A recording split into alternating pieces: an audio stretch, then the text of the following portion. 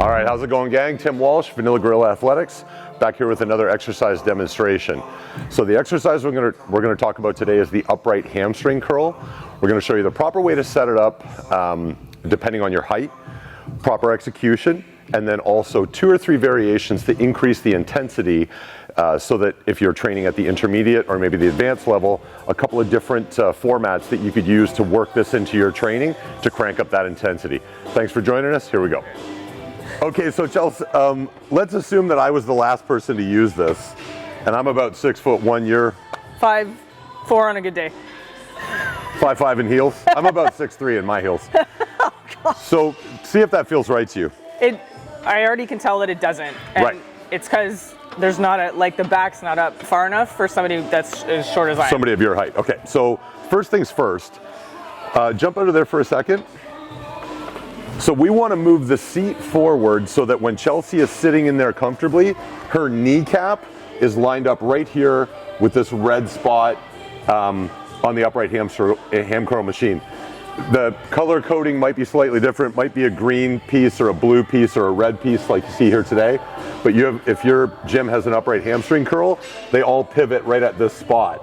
So we want to line up our knee because that's our joint. We want to line that up with the joint here.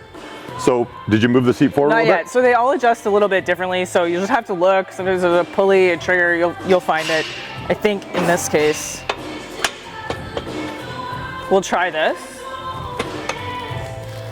And that's a little too far forward now, so I'm just gonna try that. So that's much better. So if we're in the right spot, this pad here should just nicely fill the back of the knee, and then the next piece to be adjusted will be the bottom pad here that should rest when you're in perfect position. This pad should be sitting just above your Achilles tendon, right about here, just right where the calf becomes the Achilles tendon. We don't want it right on the Achilles tendon, just about an inch above. So let's try.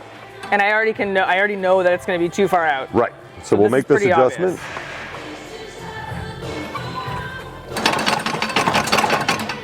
Try that. Maybe a little bit more. It's a little bit better, but it could still be a little bit further in. Try that.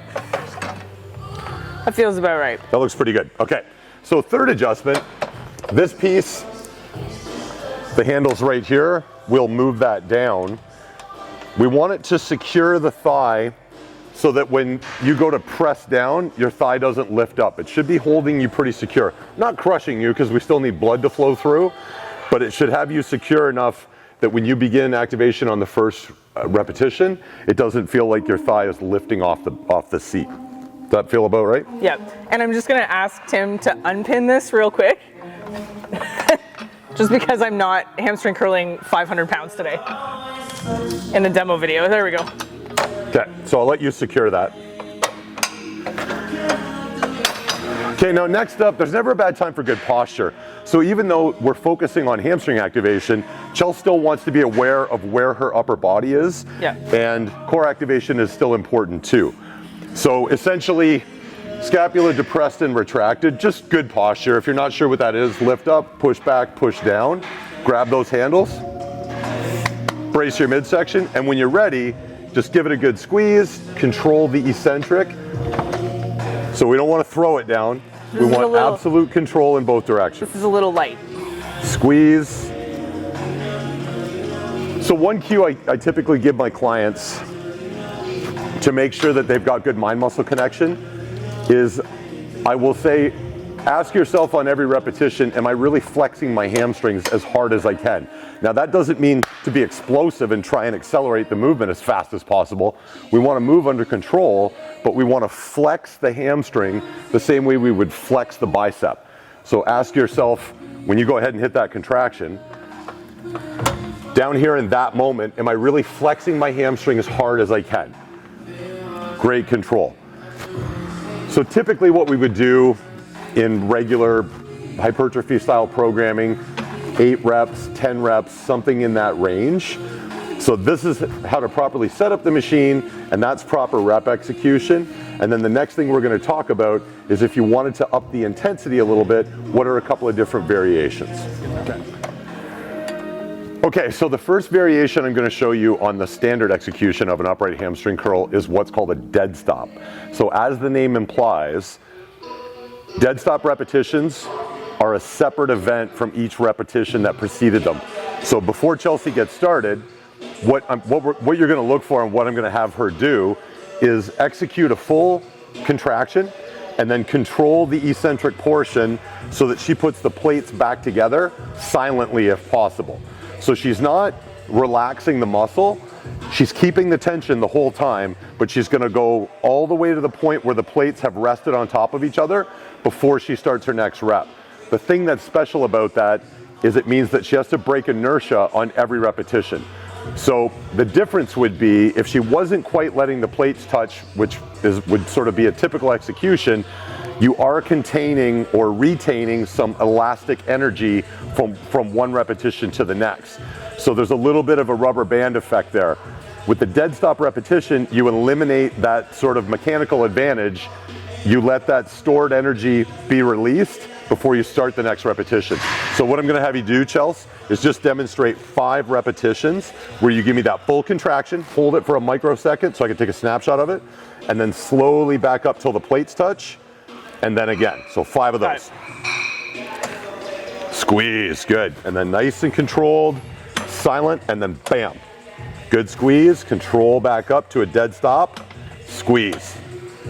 Good, 2 more of those.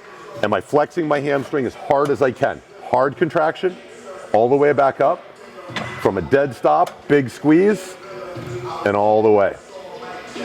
Love it. So where you could use that into your programming, technically on a rep-to-rep basis, if the load stays the same, the hamstring is having to work a little bit harder than usual because you're having to break inertia on every single repetition. One of the great things about a dead stop repetition is it plays itself over very well into a format like say a rest pause.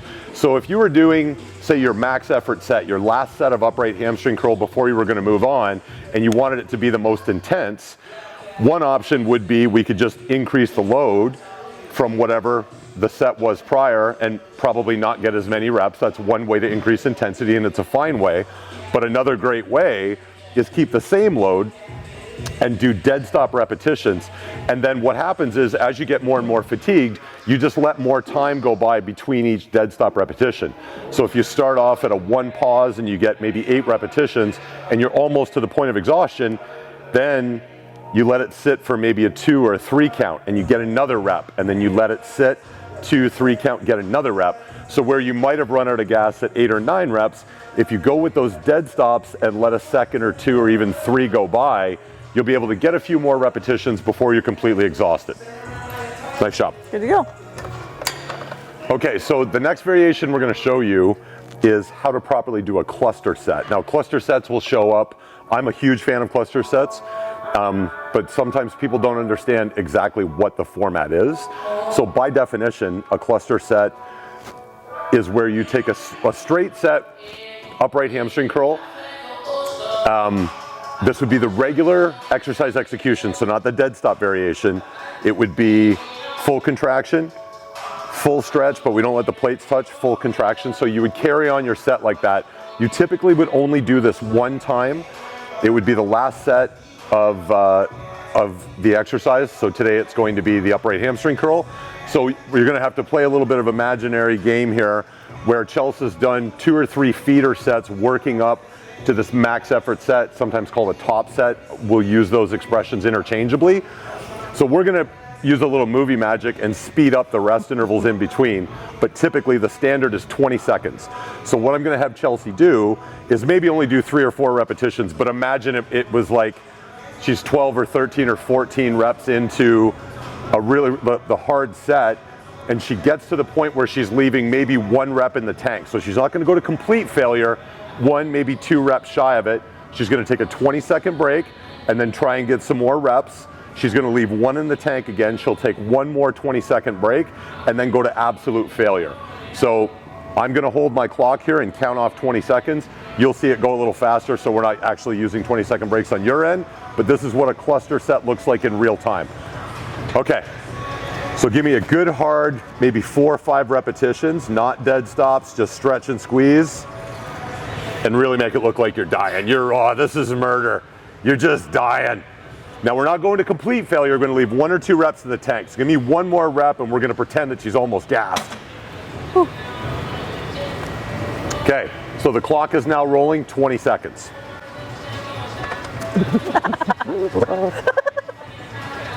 Perfect.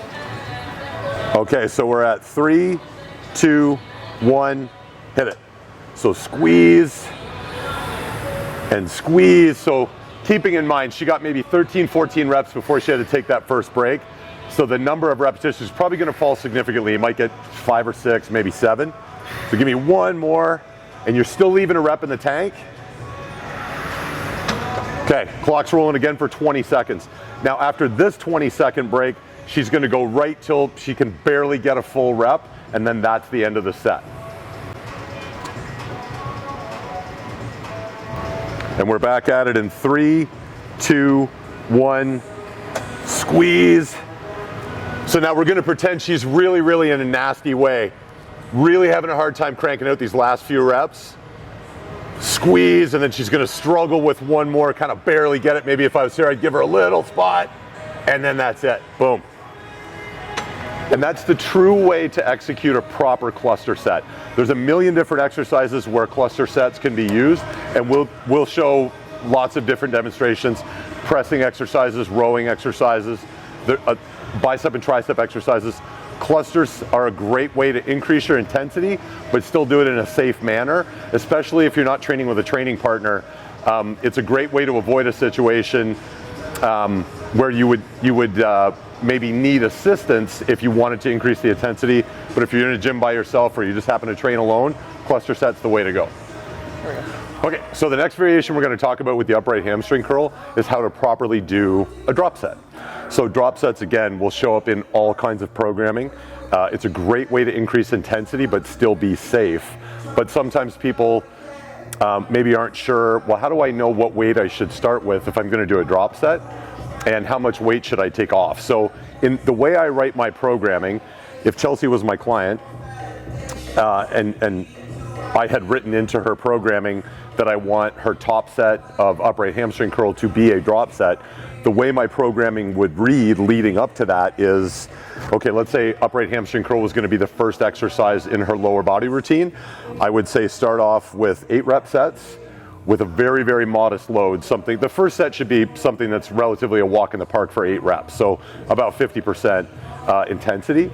And then the way I would write it in my programming is keep making modest load increases over the course of another 2 to 3 sets at 8 reps until you find the heaviest load that you can do for 8 reps with perfect form. So whatever load that may be, if you're real strong, it might be 150 pounds or whatever, it doesn't really matter. It's the heaviest load that you can move for 8 perfect reps would be an ideal start weight for your drop set. So in real time, let's say Chelsea's done 3 feeder sets and she's worked her way up to the heaviest load that she could do 8 perfect reps, and that would have been the set that preceded the top set, the max effort set, which we're about to demonstrate right now. So what you're gonna watch Chelsea do is get a real good, hard, strict 8 reps. If she thinks she's got a 9th one in the tank, absolutely go for it. We just don't want to get to the point where you're heaving around and doing crazy stuff trying to get reps. We're only interested in perfect, full range of motion reps. So when you're ready, give me a good, hard squeeze. Now I'm going to skip a few reps ahead. We're going to call that number 6. This is rep number 7, and then really make this look like a grinder. Okay, so we're out of gas there. Now what Chelsea will do is maybe jump out of the machine. You want about a 15 to 20% load reduction at most. It doesn't need to be more than that. So let's say in this case it's just a single plate. So then relatively quickly you want to jump right back in there. It doesn't have to be lightning fast. You don't have to break your neck, but you don't want 15, 20, 30 seconds to go by. And then you want to get right back into it. And then the goal here is just how many full range of motion repetitions can I get with a good hard contraction. So when you get to true failure, what that means is you couldn't quite get that last repetition, but you don't start doing crazy stuff after that. Once you've reached true positive failure, let's say that's it right there, you just control it back up, and that's done, and that was a perfect drop set. Nice job. That's it. Thank you. Hi guys, Chelsea here. Thank you so much for joining us on this exercise index video of the upright hamstring curl. We are so fortunate to be able to provide this content to you guys. We absolutely love the feedback and we love trying to help this community. If you have any suggestions on what you'd like to see, please drop a comment below this video and we will get to it as soon as we can. Okay guys, thanks so much for joining us and we'll see you on the flip.